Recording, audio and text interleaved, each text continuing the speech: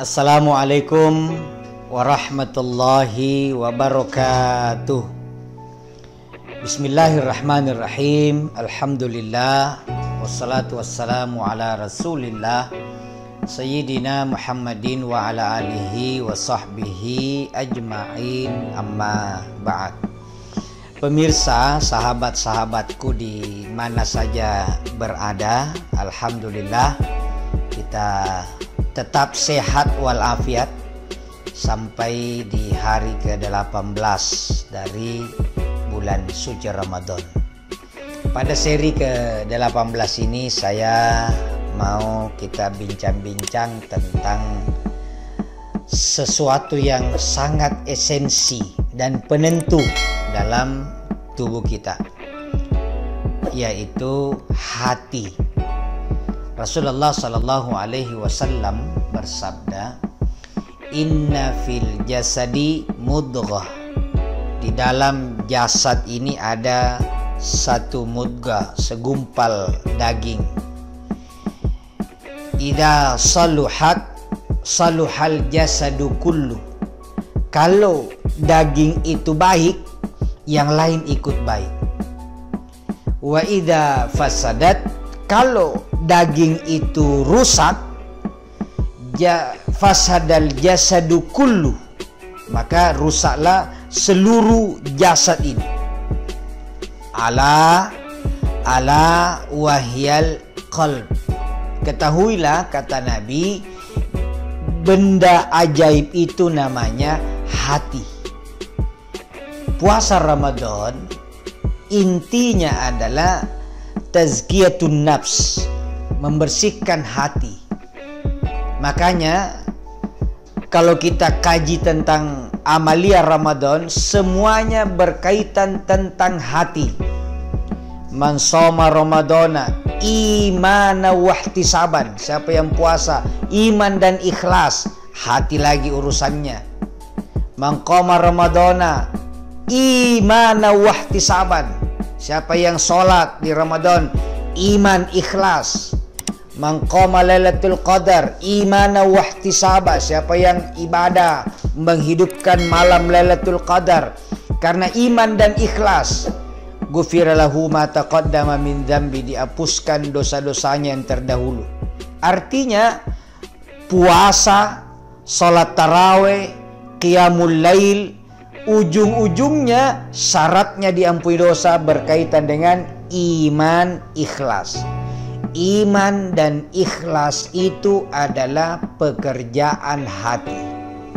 Jadi hati ini perlu dijaga. Kalau hati kita baik, bersih, terang, dia mampu melihat dengan jelas mana halal, mana haram, meskipun tengah malam gelap gulita mati lampu. Tapi kalau hati kita kotor, hati kita busuk, hati kita ingkar, meskipun disorot lampu yang sangat terang, tapi dia tidak bisa membedakan mana yang halal, mana yang haram. Jadi mata, telinga, hidung, mulut, tangan, seluruh panca indera kita itu tidak berdaya kecuali dikendalikan oleh hati. Orang yang matanya normal tapi hatinya rusak tidak bisa membedakan mana istri sendiri, mana istri orang lain. Bahkan anak kandung dengan orang lain tidak bisa dibedakan. Ada orang perkosa anak kandungnya, ada orang mencuri hartanya bapaknya. Kenapa? Bukan tidak melihat, bukan dia tidak tahu, hatinya yang rusak. Jadi perbaiki hati ini. Di dalam hati kita, penyakitnya itu cuma satu. Coba kita rujuk dalam Al-Quran.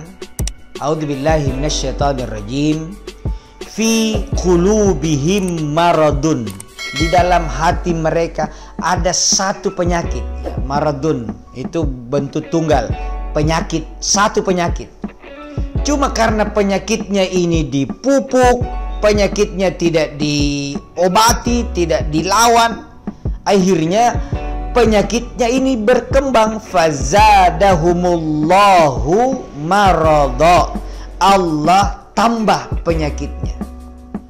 Jadi penyakit ini ada dan dia berkembang, bukan lagi bersarang, bikin perumahan. Kalau bersarang itu masih kecil, ini bikin perumahan, itu penyakit di dalam hatinya.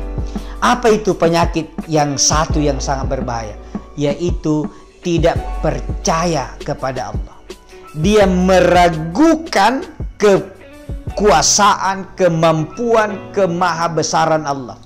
Makanya Quran ayat awal berkaitan dengan jangan coba ragukan.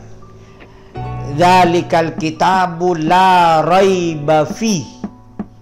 Inilah kitab tidak ada keraguan di dalamnya.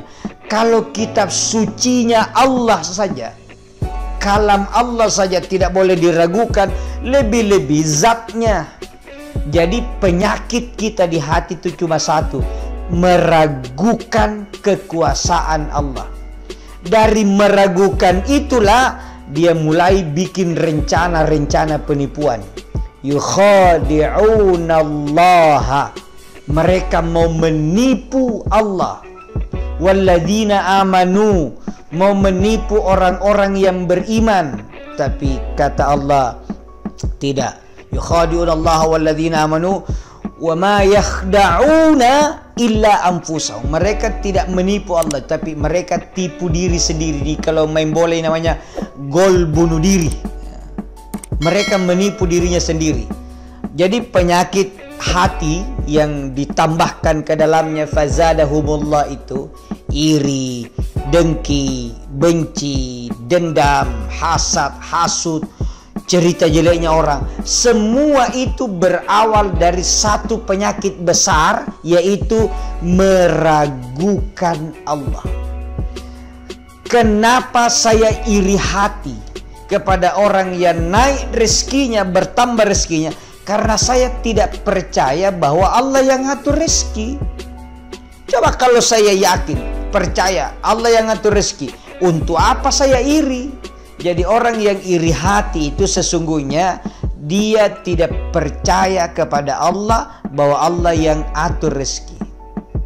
Kenapa ada orang dengki, dendam? Kenapa dendam sama orang?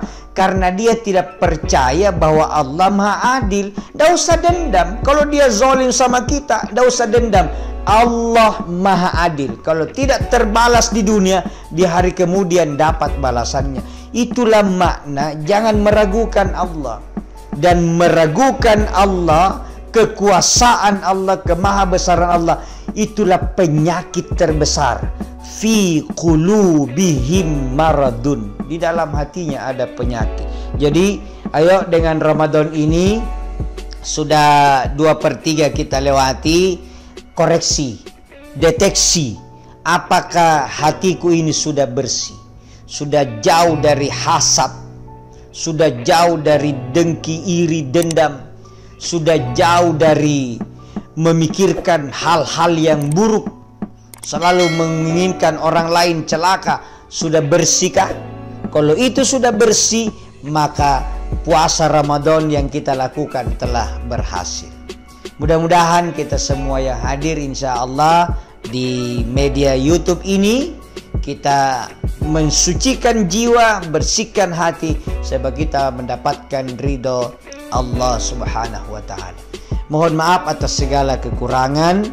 Wallahul muwaffiq ila aqwamit thariq. Wassalamualaikum warahmatullahi wabarakatuh.